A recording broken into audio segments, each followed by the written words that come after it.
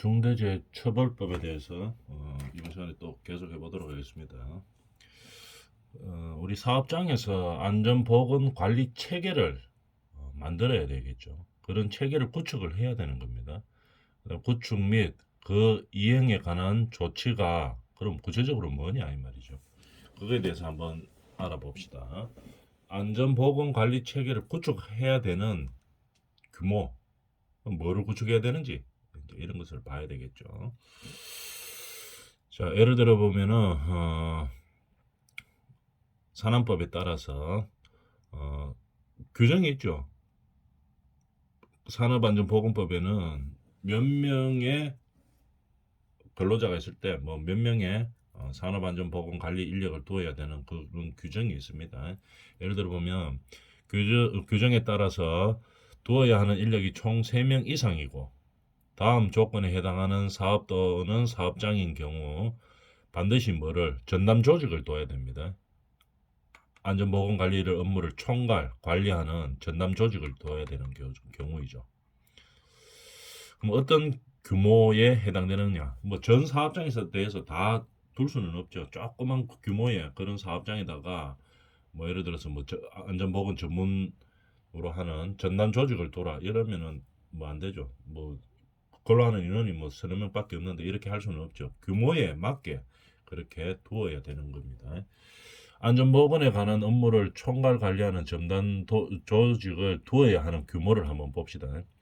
상시 근로자가 500인 이상입니다. 근로자의 규모가 상시 근로자로 500인 이상의 사업이나 사업장은 전담 조직을 반드시 두어야 되는 겁니다.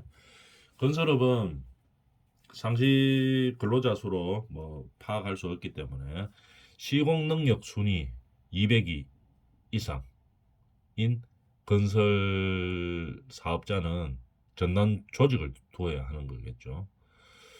근데 예를 들어서 뭐 건설업체가 뭐 오늘은 뭐 200이 안에 안 들어갔다가 뭐 내일 들어갈 수도 있겠죠. 그렇게 될 경우에는 어떻게 되는가 하면은 공시한 다음 연도 1월 1일까지 해당 조직을 두어야 되는 겁니다. 해당 조직을 전담 조직을 두어야 되는 게겠죠. 그 업무만 전담해야 됩니다. 안전보건에 관한 업무만. 뭐 다른 거 시공 조금 하고 이거 안전관리 조금 하고 시공 조금 하고 보건 조금 하고 이거는 안 되고 그 사업장에 안전보건에 관한 업무만 전담해야 되는 거겠죠. 그 전담 조직을 두어야 하는 규모가 근로자 기준으로는 500인 이상, 건설업의 경우에는 200인 이내의 건설 사업자를 말하는 겁니다. 여기서 이제 용어의 정리가 필요하죠. 안전보건에 관한 업무를 총괄 관리하는 전담 조직 이렇게 되어 있죠. 그러면 여기서 안전보건에 관한 업무를 총괄 관리한다는 말이 무슨 말이냐? 이거에 대해서 정확하게 알아야 되겠죠. 총괄 관리하는 이란 무엇을 말하느냐? 유해 위험 방지 정책을 수립하고 총괄 관리하는 사람이 무슨 일을 하냐 이 말이겠죠. 유해 위험 방지를 위해서 정책을 수립하고 전문 인력을 배치하고 그 다음에 관련 예산을 편성하고 집행하고 관리하는 겁니다. 이런 식으로 사업장의 안전보건 확보 의무 이행을 총괄 관리하는 것을 말하는 겁니다. 그 사업장에 안전보건을 확보하고 확보 의무를 이행을 총괄 관리하는 거죠. 그럼 전담 조직이란 무엇을 말하느냐 한번 봅시다. 구성원은 2인 이상으로 해야 되고 그 다음에 사업장의 특성이 있죠. 규모도 특성이 있고 무슨 일을 하느냐에 따라서 특성이 있기 때문에 그 특성에 맞게 합리적인 인원으로 구성해야 됩니다. 그 다음에 전체 사업 또는 사업장의 안전보건에 관한 뭐 업무만 전담해야 되는 거겠죠. 아까도 이야기했다시피 전담 조직이 뭐 다른 일도 조금 하고 안전보건 관리도 조금 하고 이거 안 된다 이 말이겠죠. 딱 해야 되는 일은 안전보건 관리에 대한 일만 전담해야 되는 겁니다. 그게 전담 조직이라고 할 수 있다는 얘기겠죠. 다시 한번 보면은 상시 근로자 수가 500인 이상인 경우, 건설업의 경우 시공 능력 200인 이상인 경우, 200위 이내인 경우에 전담 조직을 두고 해야 되는 겁니다. 안전보건 관리에 업무를 총괄 관리하는 전담 조직을 두어야 되는 거겠죠. 요즘 뭐 예를 들어서 건설업 같은 경우에는 이게 상시 근로자 수로도 이거 보통 특정할 수가 없기 때문에 보통 뭐 시공 능력으로 많이 평가해서 그다음에 뭐 안전관리와 보건관리 인력을 많이 두지만 실제로 200위 이내가 안 되는 건설업자들 현장에서도 안전관리나 보건관리 인력들이 상당히 많죠. 보통 뭐 이런 법 규정이 아니더라도 전담 조직을 많이 두고 있습니다. 이 특히 중대재해법이 시행되고 난 이후부터는 보통 뭐 아파트 현장 같으면은 보통 뭐 한 1000세대 정도 된다 이러면은 안전관리, 보건관리 전문 인력들이 안전관리자와 보건관리자들로 구성되어 있죠.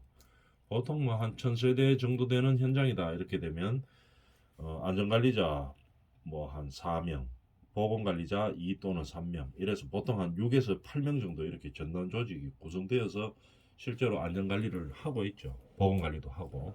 왜냐하면은 건설 현장에서 안전사고와 보건사고가 많이 발생하기 때문에 이런 식으로 스스로 기업들이 많이 그 안전이나 보건관리를 많이 강화하고 있습니다. 법 규정보다도 훨씬 더 상회하에서 안전관리, 보건관리하는 그런 사업장들이 많이 있죠. 그래서 스스로 노력하려고 하는 그런 추세이죠. 그러면 우리가 이거 안전관리는 이 중대재해보호법이 뭐 어떤 정도의 처벌 규정이 있기에 사람들이 이렇게 많이 의식이 바뀌는 규제적으로 우리가 뭐 제재를 가하기 때문에 이래 바뀌는 경우죠. 한번 볼까요? 여기 나와 있죠. 뭐 어떤 처벌을 받게 되느냐. 물론 뒤쪽에 자세히 나오지만 간단하게 한번 봅시다. 경영 책임자의 의무 및 위반 시의 처벌 한번 볼까요? 우리 경영 책임자가 뭔지를 알죠. 사업주에 해당되는 그런 위치에 있는 사람입니다. 중대재해법 위반으로 의무 위반으로 중대재해 발생 시에 어떤 처벌을 받는가 한번 볼까요? 경영 책임자는 사망사고 나면 1년 이상 징역입니다. 1년 이상 징역 또는 10억 원 이하의 벌금. 엄청나게 크죠. 1년 이상이기 때문에 형량이 엄청나게 높은 거죠. 7년 이하 같으면은 요 밑에 부상이나 질병은 7년 이하죠. 7년 이하이기 때문에 뭐 1년 이상 형을 안 받을 수도 있죠. 벌금으로 갈 수도 있고 뭐 이렇습니다. 부상이나 직업성 질병은. 근데 사망사고 발생하면은 징역형으로 가면 1년 이상이죠. 엄청나게 큰 겁니다. 그 다음에 10억 원 이하의 벌금. 벌금 자체가 엄청나게 크죠. 경영 책임자는 이렇고. 근데 경영 책임자는 병가 가능하죠. 이 두 개 다 가능하다 이 말이죠. 양벌 규정으로 가능한 겁니다. 그 다음에 어떻게? 법인 또는 기관은 뭐 법인이나 기관에 대해서는 징역형은 할 수가 없죠. 그래서 벌금 양이 액수가 엄청나게 높죠. 50억 이하의 벌금, 사망사고 발생했을 때. 그 다음에 부상이나 직업성 질병, 저번 시간에 했었죠. 직업성 질병이 어떤 경우인지, 중대재해에 해당되는 직업성 질병, 대통령령으로 정했는 뭐 24가지 있죠. 그 다음에 부상, 뭐 기간에 따라서 이제 중대재해로 보는 경우가 있죠. 이런 것들은 10억 원 이하의 벌금입니다. 이 안에서 이제 재판을 하겠죠. 그 의무를 얼만큼 위반했는지에 대해서. 그러다 보니까 이 경영 책임자에 대한 처벌 수위가 중대재해법에서는 엄청나게 높아졌죠. 그렇기 때문에 규제적으로 이렇게 강하게 제재를 하기 때문에 바뀌는 겁니다. 이거 경영 책임자가 징역 1년 이상 이거 만약에 중대재해 사고가 발생해 가지고 징역 1년 이상 받았다 이러면 이 회사에 돌아가겠습니까? 이거 돌아가기가 엄청나게 힘들죠. 그렇기 때문에 이 경영 책임자들이 의식을 바꾸는 거죠. 벌금도 엄청나고 이렇기 때문에. 그래서 철저하게 이제는 해야 되겠구나. 제도적으로 이렇게 개선이 됐기 때문에 안전관리나 보건관리에 철저하게 해야 되겠다 하는 이제 의식이 개선돼서 상당히 많이 노력하는 거겠죠. 규제적으로 계획을 해버리니까 바로 현장에서는 그 효과가 많이 나타나는 거겠죠. 이런 식으로 전담 조직을 두어야 되는 규모에 대해서 알아봤습니다. 그 다음에 법규는 용어를 해석을 정확하게 잘 해야 됩니다. 근데 이 법규가 있다고 해가지고 해석을 자기 마음대로 하면 안 돼요. 읽어보고 아, 이 뜻이구나 이렇게 해서 해석을 하는 게 아니고 정확하게 집행하는 관서가 있죠. 그 주무부처가 있습니다. 주무부처에서 어떤 해석을 하고 있는가 이거를 잘 알고 해야 되는 거겠죠. 거기에 맞게 해석을 해줘야 되는 겁니다. 자의적으로 해석하고 뭐 그래서 그거를 뭐 따르고 이래서는 안 되는 거겠죠. 이 집행하는 기관, 정부 관서죠. 그 관공서에서 어떻게 해석하고 있는가 이거를 정확하게 알고 있어야 되는 거죠. 그래서 또 해설을 한번 봅시다. 안전보건관리체계 구축 및 그 이행에 관한 조치가 구체적으로 뭐냐 이 말이겠죠. 안전보건관리체계를 구축하고 그러면 그것을 이행하라고 했는데 어떻게 해야 되냐 구체적으로 그걸 한번 봅시다. 사업장의 유해 위험 요인을 확인하고 반드시 확인해야 됩니다. 우리 사업장에 유해하고 위험한 요인이 무엇인지를 확인하고 그 다음에 개선하는 업무 절차를 마련해야 되겠죠. 그 다음에 해당 절차에 따라 유해 위험 요인 확인 및 개선 여부를 유해나 위험하거나 한 요인들을 확인하고 그 개선 여부를 어느 기간에 해야 되느냐? 반기에 1회 이상입니다. 반기는 뭡니까? 6개월이죠, 6개월. 1년에 반이죠. 그러니까 6개월이죠. 6개월에 1회 이상 점검 후 조치를 취해야 된다. 이 말이겠죠. 유해, 위험, 요인을 확인하고 개선 여부를 6개월에 한 번 이상 점검하고 조치를 취해야 되는 겁니다. 반드시 해야 됩니다. 이런 것들은 법규에 있기 때문에. 그 위반해가지고 중대재해 사고가 발생하면 아까 그 처벌 규정 봤죠. 이제 그런 것들을 처벌을 받게 된다는 얘기겠죠. 그래서 반드시 법규에 정해놓은 것은 다 지켜야 되는 거겠죠. 근로 현장에서는. 그러면은 요거를 가지고 이제 해석을 조금 더 해보는 겁니다. 한번 법규 내용에 대해서 한번 볼까요? 산업안전보건법 36조에 따른 위험성 평가 절차를 마련하고 절차에 따라 위험성 평가를 직접 실시 또는 실시하도록 하여 실시 결과를 보고받은 경우에는 점검을 한 것으로 본다. 이렇게 되어 있죠. 규정이 이렇게 마련되어 있습니다. 그럼 거기서 구체적으로 한번 봅시다. 유해 위험 요인을 확인하여 개선하는 업무 절차란 뭐를 말하느냐 이 말이죠. 유해하고 위험한 요인을 확인하고 개선하는 게 그런 업무가 뭘 말하는가 한번 봅시다. 사업장의 특성에는 따라야 되겠죠. 그 특성에 따른 사업장의 업무로 인한 유해 위험 요인을 확인하고 우리 현장에서는 어떤 유해하고 위험한 요인들이 있는지 스스로 파악하는 거죠. 스스로 파악하고 그 다음에 개선 대책을 수립하는 겁니다. 스스로 대책의 수립, 이행까지 이르는 일련의 절차를 유해 위험 요인을 확인하여 개선하는 업무 절차라고 이야기하는 겁니다. 확인만 하고 끝나는 게 아니고 확인하고 개선 대책을 수립하고 그러고 이행까지 해줘야 되는 거죠. 이행하는 것까지를 일련의 절차라고 이야기하는 겁니다. 그러면 언제 실시해야 되느냐 이 말이죠. 이런 업무를 언제 해야 되느냐?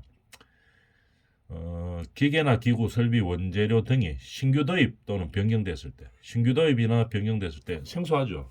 이럴 때 해야 되는 겁니다. 유해 위험 요인이 뭔지, 기계나 기구, 설비 이런 것들이 신규로 도입됐을 때, 또는 건설물, 기계, 기구, 설비 등을 정비하거나 보수했을 때, 정비하거나 보수를 하고 나면 옛날에 사용하던 거하고는 상황이 조금 다르죠. 기계나 기구, 설비 등을 보수하고 나면은 그러면 새로운 유해나 위험 요인들이 발생할 수 있습니다. 그러니까 새로 정비하거나 보수했을 때도 실시해야 된다는 얘기겠죠.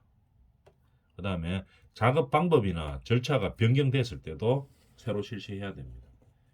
유해 위험 요인을 확인하고 개선을 새로 해야 되겠죠. 왜냐하면 작업 방법이 완전히 바뀌었으니까 옛날 방법하고 완전히 다르죠. 작업 방법이 바뀌었으니까 절차가 바뀌어도 마찬가지겠죠. 이런 식으로 우리가 유해 위험 요인을 확인하고 개선해야 되는 경우에 대해서 알아봤습니다. 그러면 이 세 가지 등이 실시되기 전에 실시해야 됩니다. 실시되기 전에 후에 하면 안 되고 요런 1, 2, 3에 변경이나 신규 도입이 있을 때 또는 보수가 되었을 때 실시되기 전에 반드시 실시해야 되고 이 확인 및 개선을 통해서 위험성을 제거한 후에 우리 현장에서 발생할 수 있는 위험성을 제거하고 난 후에 이제 작업에 들어가 줘야 되겠죠. 이런 것들이 법으로 딱 명시되어 있는 상황이죠. 그러니까 어떻게 해야 됩니까? 반드시 해야 되겠죠. 그래서 우리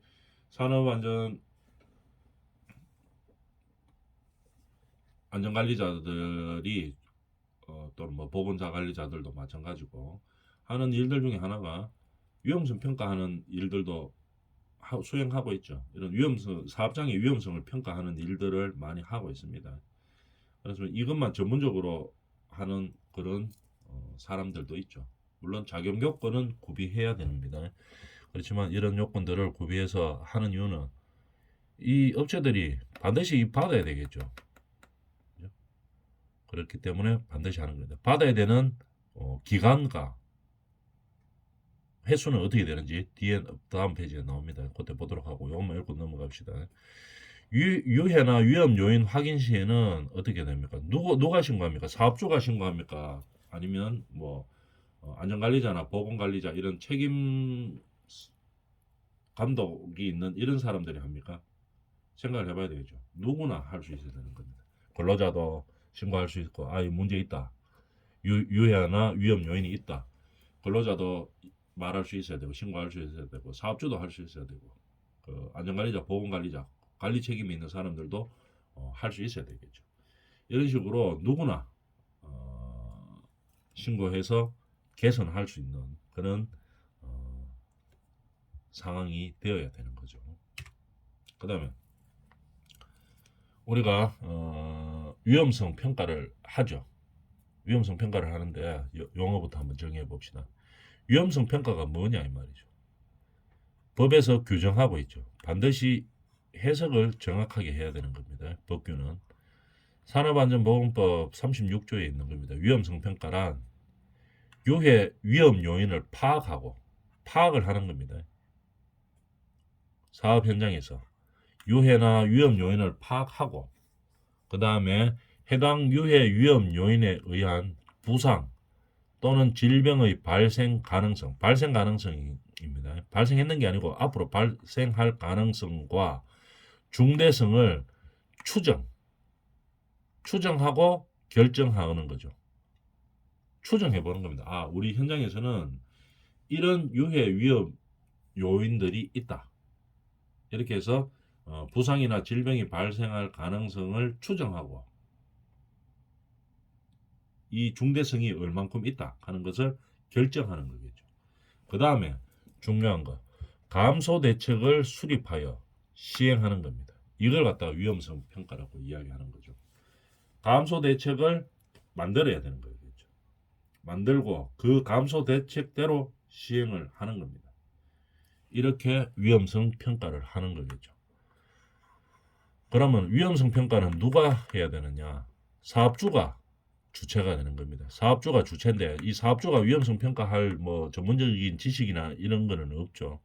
그렇기 때문에 사업주가 주체가 되는 거는 맞는데 그런 이런 전문적인 지식이 있는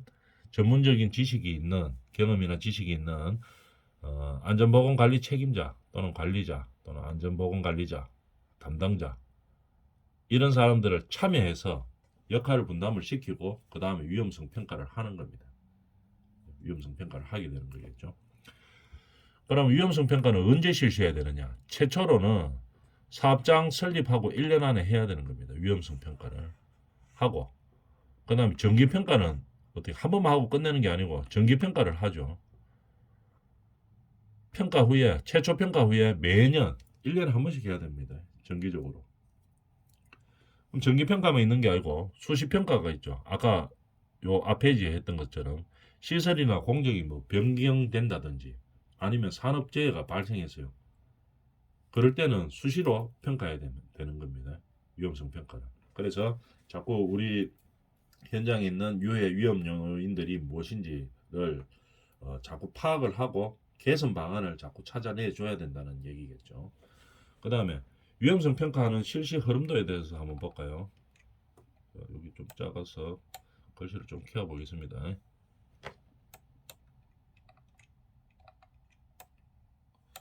위험성 평가 실시 흐름도죠. 여기 글씨 보이죠?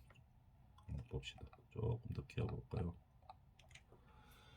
처음에 위험성 평가 어떻게 하느냐? 나중에 이 위험성 평가를 전문으로 하는 안전관리자들도 많이 있습니다. 우리가 회사에 소속돼 가지고 안전관리만 하는 게 아니고 이 위험성 평가를 경험이 좀 많아야 되겠죠. 위험성 평가를 전문으로 하는 그런 사람들도 많이 있죠. 그래서 그 세부적인 것은 할 수 없지만 전반적인 내용으로 위험성 평가가 뭐 하는 건지 한번 알아봅시다. 처음에 개시되면 1단계 사전 준비를 합니다. 뭐 어떤 식으로 준비하느냐 한번 봅시다. 위험성 평가 실시 규정을 작성하는 거죠. 평가 대상을 선정하고 이거는 현장마다 다릅니다. 건설 현장이냐 건설 현장 중에서도 어떤 현장이냐에 따라서 평가 대상이 다 다르겠죠. 사용하는 장비와 자재, 인력들이 다 다르기 때문에. 그다음 아니면 뭐 제조업을 한다. 이래 되면 거기도 마찬가지죠. 평가 대상이 다 다릅니다. 그래서 평가 대상을 선정하고 그런 평가에 필요한 각종 자료를 수집하는 겁니다. 일단 사전 준비 단계 이런 위험성 평가를 뭐를 할 것이냐 하고 그 다음에 이에 대해서 필요한 자료가 뭔지 이것들을 수집하는 거겠죠. 두 번째, 사업장을 순회 점검합니다.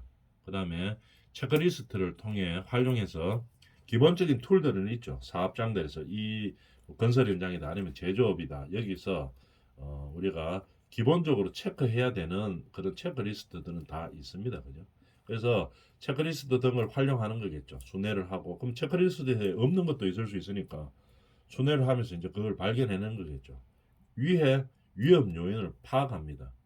우리 사업장에서 무슨 위해 위험 요인이 있는지 이런 것을 체크리스트 등을 활용해서 파악을 하는 거겠죠.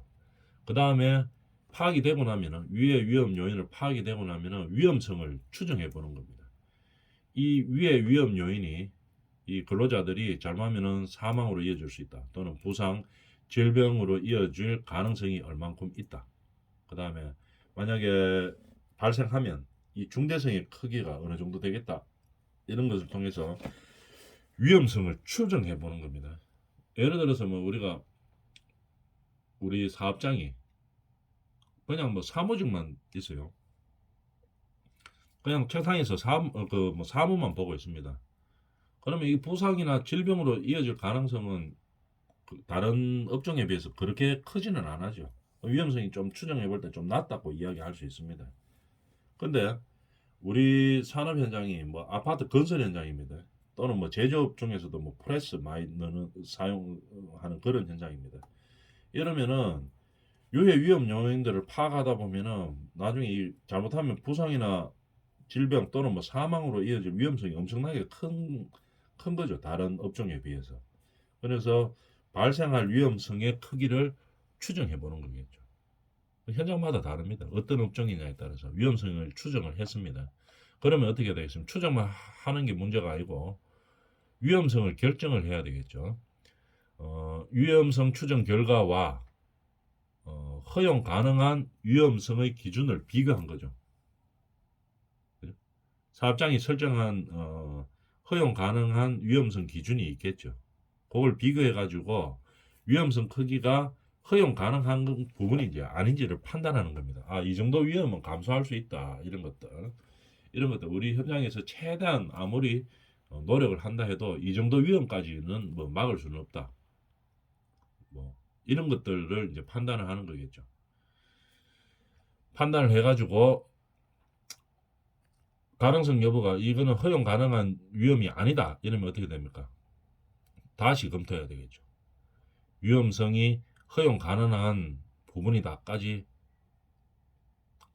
위험성 감소 대책을 수립을 하는 겁니다. 이 위험성이 허용 범위 안에 있지 않다. 더 허용 범위 밖에 있다. 이러면 허용 범위 안쪽으로 들어오도록 계속 다시 감소 대책을 수립하고 실행하는 겁니다. 위험성을 또 추정해보고 결정하고 위험 요인을 이제 감소하고 대책 수립을 해보고 그래 놓고 나서 다시 파악하는 겁니다. 파악을 해서 추정하고 결정을 하죠. 그래서 결국은 위험 가능 여부가 이 허용 가능하다고 나올 때까지 이 방법을 찾는 거죠. 감소 대책 수립을 찾고 그 다음에 실행을 하는 겁니다. 그래가 허용 가능하다 이러면은 이제 그렇게 판단이 되면 위험성 평가를 종료하는 거죠. 이런 일련의 절차들에 의해서 우리는 위험성 평가를 하는 것입니다. 여기까지 하겠습니다.